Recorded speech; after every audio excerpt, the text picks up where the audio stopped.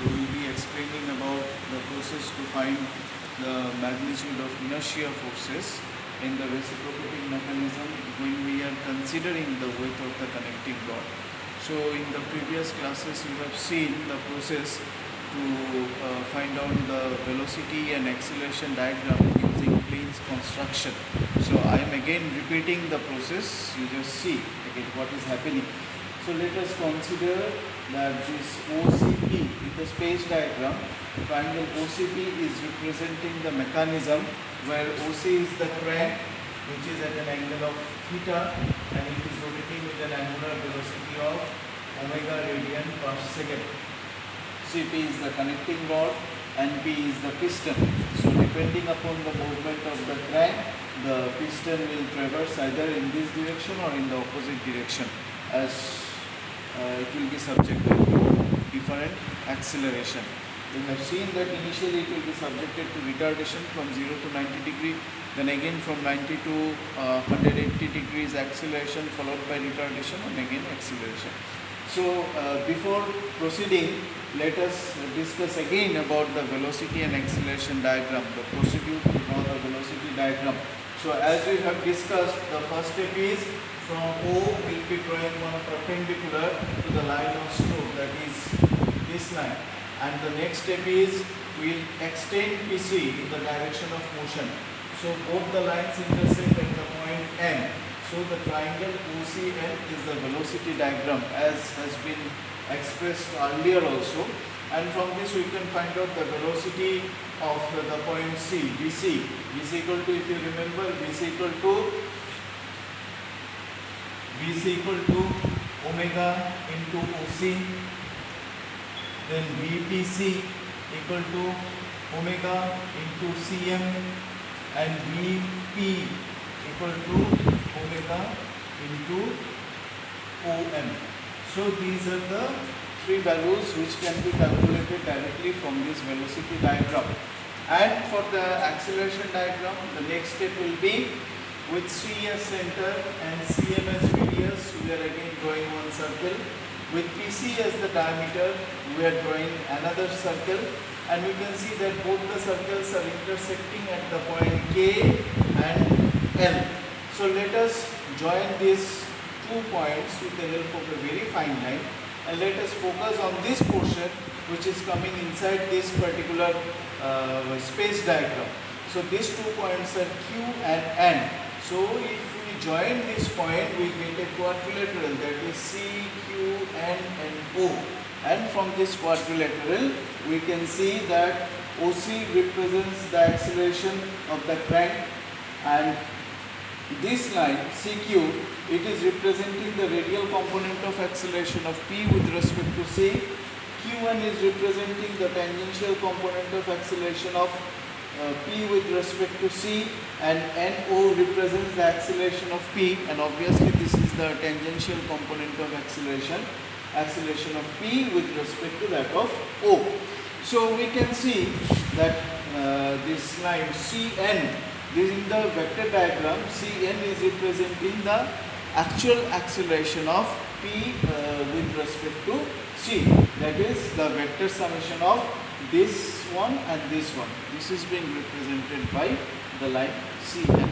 So this is the acceleration diagram, and from this we can write AC equal to omega square into OC. Then we can write ARPC equal to omega square into CQ. ATPC, that is the tangential component, equal to omega square into Qn, and ATO, and this is equal to omega square into NO, where NO is the length of this link in the vector diagram. If you find out the length of the link multiplied by scale factor and omega square, we will get the actual acceleration of P with respect to O. Another thing that has been noted from this diagram is that we can find out whether acceleration or deceleration is occurring in the system.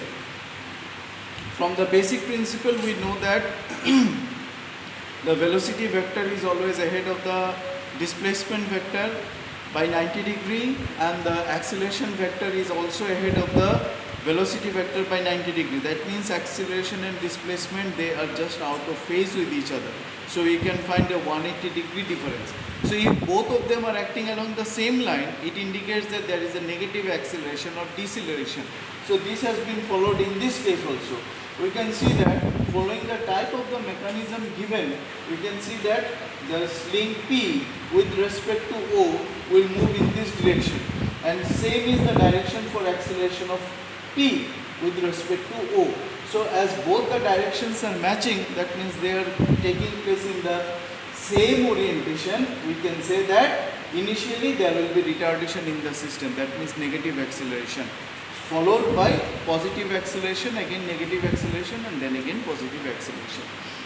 So these are the steps by which we can find out the acceleration.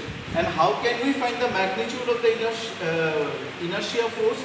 If I say what will be the magnitude of the inertia force, that can be very well defined by the D'Alembert's principle, which tells that a body which is not in static equilibrium by virtue of some acceleration which it possesses can be brought to static equilibrium by introducing an extra inertia force which is equal to mass times the acceleration of the body and acts in a direction opposite to that of acceleration passing through the center of gravity of that body. So if you remember the thing, what should be the direction of the inertia force?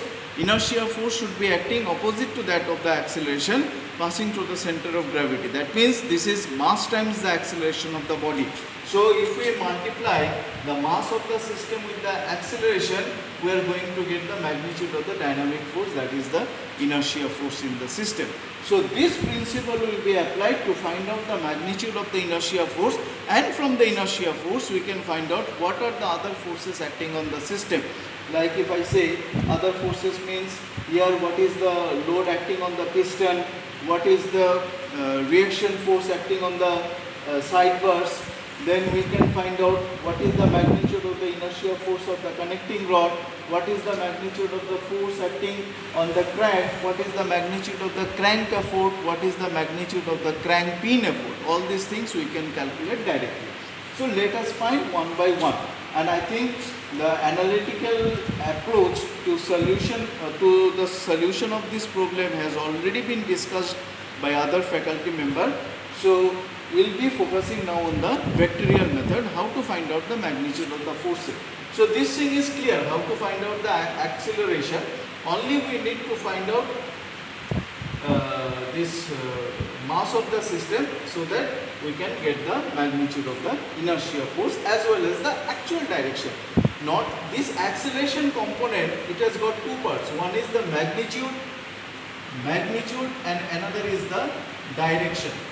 So when both the things are available to us, then only we can say in the graphical approach we need both the things, what is the magnitude and what is the direction, because without direction there is no meaning of finding this magnitude, and without the magnitude there is no meaning of finding the direction. So both of them are simultaneously linked to each other. So this is the process by which we can find out the magnitude of inertia force. Now, as per the problem statement, we are considering the forces which are acting on the connecting rod. We are